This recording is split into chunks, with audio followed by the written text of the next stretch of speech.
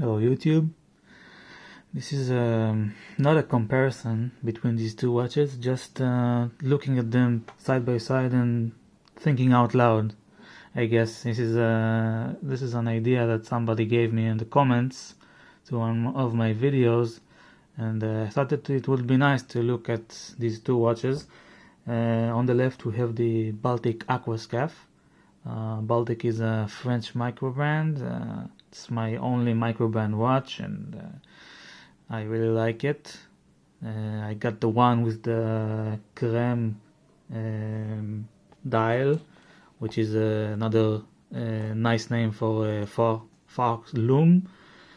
I'm actually thinking that maybe I should have gotten the silver one, but I like this. I like this one as well. It has something special about it. It's a very beautiful dial, a very beautiful watch. It keeps okay time, like I think 12 seconds plus per day. Yeah, it's okay. No, didn't expect too much of it, but yeah, it's funny. It comes on this bit of ice bracelet, which is very high quality, and it also fits the Invicta and other watches. Very high quality. The bezel action is very satisfying. There's a little play, but overall it's not a big deal. It's 120 clicks. The watch itself is water resistant to 200 meters, and overall it's a very nice. It's got a sandwich dial on, a half or quarter sandwich, and the 369 markers. There's sandwich effect. I don't know if you can see it on the camera. It's a little hard, but if you can see the 9 mark, you can see that it's a little sunk in. Anyway, it's really nice. It's really nice. And here we have the celebrity watch, the Invicta 1953 reference. I think 39210. Don't quote me on this. I'm not near a computer, and I think I forgot. But yep, this is the Invicta. I really like it. I think that it's perhaps the best watch the best watch I saw from Invicta, and many others share this opinion with me. Hopefully they continue going down that line, even if it's not original in any way. Still, maybe I would make the Invicta logo a little smaller, but it's not such a big deal. I think that's the only complaint I have about this watch. Other than that, nothing. It's perfect for $100. It's perfect. It's I said that I think that I'd gladly pay $200 for this watch. It's bang for buck and more. It should cost more, but I guess that's the magic, that it costs $100. And as for a comparison, the Baltic costs around $700. So I'm not comparing them, but they both have this in common: the fact that they harken back to old watches. If you want vintage inspired divers and so on and blah blah. The Baltic is 39 millimeters. The Invicta is 40 millimeters. The Invicta is considerably more thick. Of course, the bracelet is another league on the Baltic compared to the Invicta, but the Invicta is not bad at all. Not bad at all. I've been wearing it, and it does pull a hair here and there, but overall it's a very good, for the price, it's a great bracelet. So both of them have signed crowns, no date watches, which is not something I usually do, but actually it's really fun having no date. I mean, setting the watch, you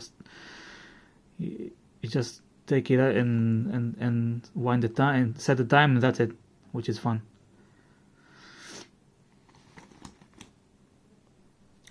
In terms of finishing, of course, the Baltic is much more nicely finished.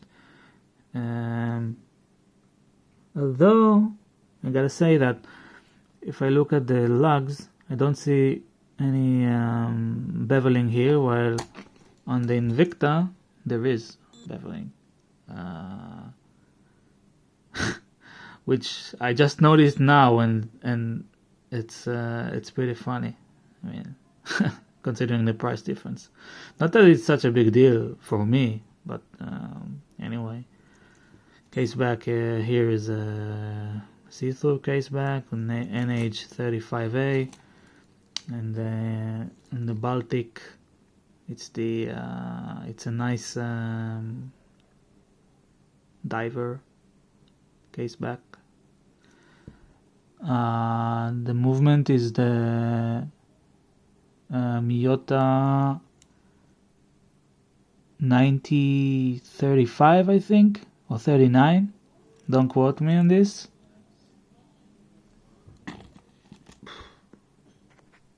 So let's put them both on the wrist and see how they wear. First, the Baltic.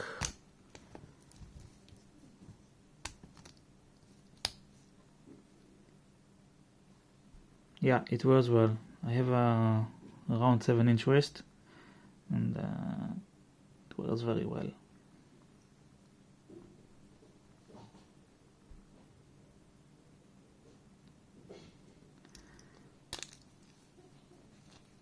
By the way, this sweet Invicta keeps like +1 second per day,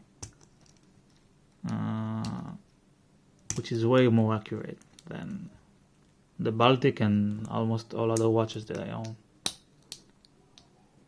I guess it's just a luck of the draw for me. So yeah, the Invicta wears a little larger, even though it's 40 millimeters. I think, as I said, it wears more like 41 millimeters, maybe due to the big dial and the 49 millimeters lug to lug. But it wears well. It does wear well. As always, it wears bigger on camera than it really in real life. Yeah, that's it. I mean, they're both very nice watches if you're looking for a vintage inspired dive watch for $100. Definitely go for the Invicta. If you're looking for something a little more costly and higher quality, then the Baltic is definitely recommended by me. It feels very high quality. I'd say that the price is justified, even with people complain about the movement, but I don't know. I think it doesn't matter that much. I mean, if it was a Neta 2824 or 2 or whatever, I think it's just fine. So yeah, that's it. If you have any questions about any of these watches, about how they compare or whatever, we're really not comparing them, but anyway, feel free to leave a comment and ask me. Thanks for watching, and have a nice day. Ciao.